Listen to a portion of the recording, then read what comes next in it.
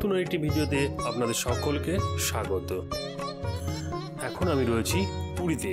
পুরীর রথযাত্রা দেখতে এখানে এসেছি। এই রথযাত্রায় কি দেখলাম আমি আর কি অভিজ্ঞতা সঞ্চয় করলাম সবটাই শেয়ার করব এই ভিডিওতে। ভিডিওটি শেষ পর্যন্ত দেখতে থাকুন। আমরা সকাল 8টার মধ্যেই মন্দিরের সামনে চলে এলাম। এসে দেখলাম তখনই প্রচুর ভক্তের সমাগম। ভিড় ঠেলে এগিয়ে গেলাম কাছ থেকে রথ দেখব বলে। দেখুন সকালবেলায় কতটা ভিড়। প্রচুর স্বেচ্ছাসেবক রয়েছেন, তারা হাত পাখা দিয়ে হাওয়া করছেন ভক্তদের একটু গরম লাঘবের জন্য। এখানে জল দান করা হচ্ছে, প্রচুর জল নিয়ে বসে আছেন। দেখুন এই যে দূরে জল ছেটানো হচ্ছে ওপর থেকে স্প্রে করে, যাতে একটু ঠান্ডা হয়, কারণ সকালবেলায় প্রচণ্ড গরম ছিল। আর এই ভেতরের দিকে জল যেখানে আসছে না, তারাই যে স্প্রে দিয়ে স্প্রে করছেন জল। আর এই ছাতাগুলো দেখতে পাচ্ছেন, এই ছাতা নিয়ে দাঁড়িয়ে আছে একটু ছায়াদানের জন্য। ওই ছাতার নিচে গিয়ে লোকেরা দাঁড়াচ্ছেন। সকালবেলায় প্রচণ্ড গরম, গরমে ঘেমে পুরো স্নান হয়ে গেছি। এখন আমি আর খুড়ো একটু চারদিকে ঘুরে দেখছি। এই যে লাইন দিয়ে সব দাঁড়িয়ে আছেন, আমি প্রথমে বুঝতে পারিনি এটা কিসের লাইন। তারপরে দেখলাম এই লাইনের মাঝখান দিয়ে অ্যাম্বুলেন্স ছুটছে, সেই জন্য দুদিকে লাইন করে দাঁড়িয়ে জায়গা করে রেখেছে। এই সকালবেলা থেকেই বহু ভক্ত অসুস্থ হয়ে যাচ্ছেন, তাদের নিয়ে ছুটছে এই অ্যাম্বুলেন্স। এখানকার পরিষেবা দেখে খুবই আশ্চর্য লাগলো। এত সুন্দর পরিষেবা দিচ্ছে ভাবতেই পারা যায় না। এখন আমরা অপেক্ষা করছি কখন প্রভু জগন্নাথ রথে চড়বেন।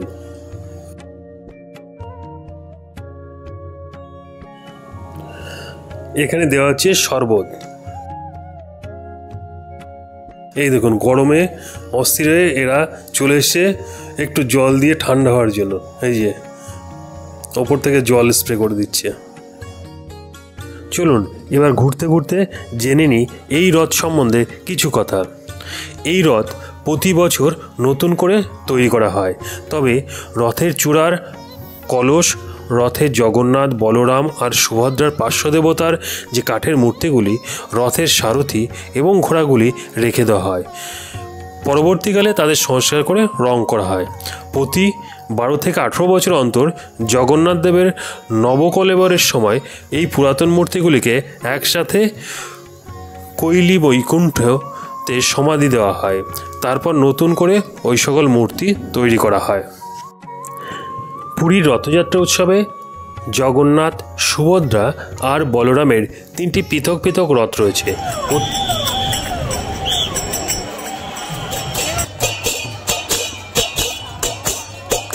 প্রত্যেকটির গঠন আর বৈশিষ্ট্য আলাদা আলাদা, তবে প্রত্যেকটি রথের মাথার রং লাল হয়।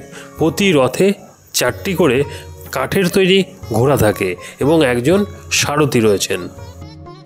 ভগবান জগন্নাথ দেবের রথের নাম নন্দীঘোষ, আর এই রথের উচ্চতা 44 ফুট 2 ইঞ্চি। আর এই রথের রয়েছে 16টি চাকা। এই চাকাগুলির আলাদা আলাদা নাম রয়েছে।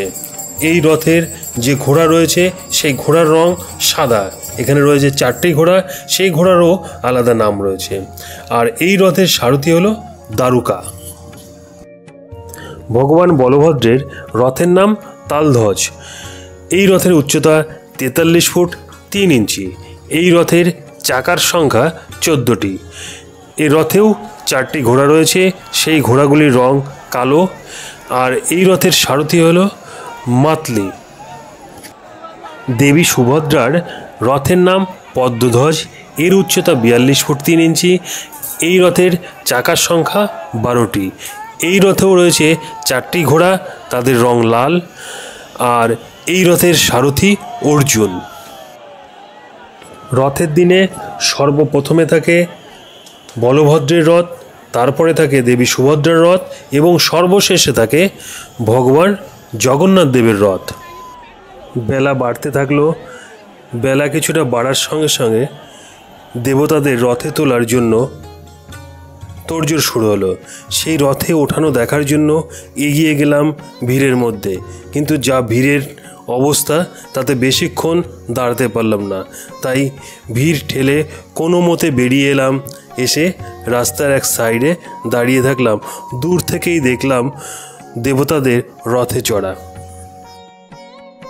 মনে পড়ে গেল কবিগুরুর সেই লাইন কটি, উড়িয়ে ধ্বজা অভ্রবেদী রথে, ওই যে তিনি, ওই যে বাহির পথে, আইরে ছুটে টানতে হবে রশি, ঘরের কোণে রইলি কোথায় বসি, ভিড়ের মধ্যে ঝাঁপিয়ে পড়ে গিয়ে ঠাই করে তুই নেড়ে কোনো মতে। কিন্তু এই ভিড়ে নিজেকে ঠাই করে নেওয়ার মতো জায়গা হয়তো আমার ছিল না, কারণ এই ভিড় দেখে এতটাই ভয় পেয়ে গেলাম, খুঁড়ো পেছন থেকে বারবার বলছে এগিয়ে যেও না। কারণ যে হারে ভক্তরা অসুস্থ হয়ে পড়ছেন, দূর দূরান্ত থেকে এসে তারা কোনো মতে জগন্নাথ দেবের দেখার জন্য এগিয়ে যাচ্ছেন, কিন্তু এতই অসুস্থ হচ্ছেন যে ক্ষণে ক্ষণে শুধু অ্যাম্বুলেন্সের সাইরেন শোনা যাচ্ছে। এই অভিজ্ঞতা হয়তো আপনারা ঘরে বসে এইটুকু স্ক্রিনে দেখে বুঝতে পারবেন না যদি না এই জায়গায় আসেন। দেখুন শুধু ভিড়টা কীভাবে ঠেলাঠেলি হচ্ছে, নিজেকে সামলানোই বড় দায়। এই দেখতে দেখতে আমার সামনে এক বয়স্ক লোক হঠাৎ অসুস্থ হয়ে পড়লেন। সঙ্গে সঙ্গে স্বেচ্ছাসেবকরা তাকে তুলে নিয়ে চললেন অ্যাম্বুলেন্সে।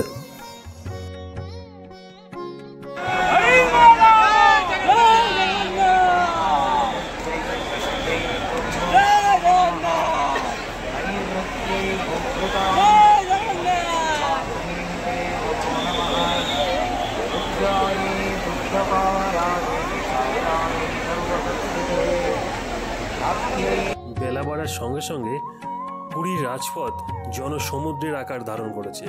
যেদিকে তাকানো যাচ্ছে সেদিকেই শুধু মানুষ, না সামনে না পেছনে, কোনো দিকেই এগোনো যাচ্ছে না। একটা সাইডে চুপ করে দাঁড়িয়ে আছি, শুধু ভিড়ের ঠেলা খাচ্ছি আর অপেক্ষা করছি কখন দড়িতে টান পড়বে।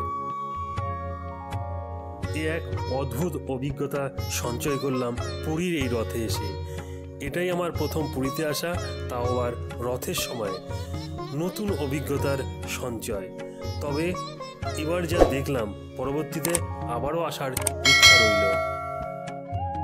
রথের দড়িতে টান পড়ার আগেই দেখুন অবস্থা, কীভাবে চটি জুতো সব পড়ে রয়েছে।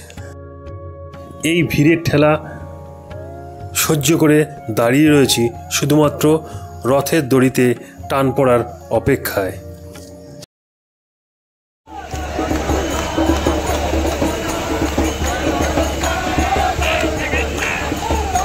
সারা দেশ থেকে এমনকি বিদেশ থেকে প্রচুর লোক এসেছেন এই রথে। সারা বিশ্বের সবচেয়ে বড় রথ এই পুরীর রথ।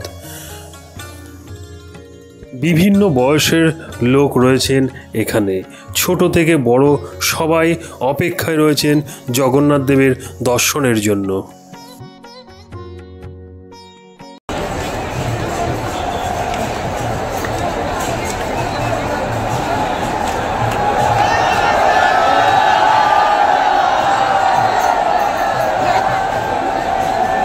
রথের দড়িতে প্রথম টান পড়ল।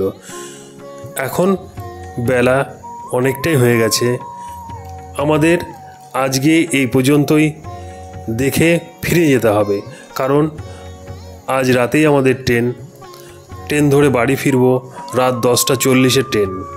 তাই বেশি দেরি করলে হয়তো স্টেশন পৌঁছাতে পারবো না, তাই এখনই এখান থেকে বেরিয়ে যাচ্ছি।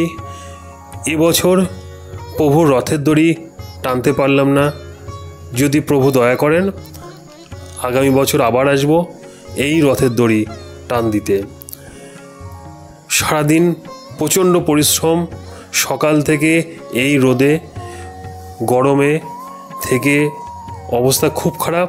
তাই এখন ফিরে যাচ্ছি হোটেলে, সেখান থেকে ফ্রেশ হয়ে আমরা বেরিয়ে পড়ব স্টেশনের উদ্দেশ্যে।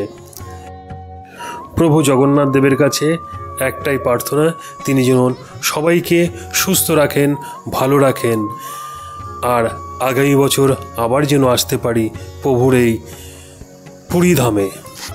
আজকের ভিডিওটি এখানেই শেষ করলাম। দেখা হবে নতুন কোনো ভিডিওতে। ততদিন ভালো থাকবেন, সুস্থ থাকবেন।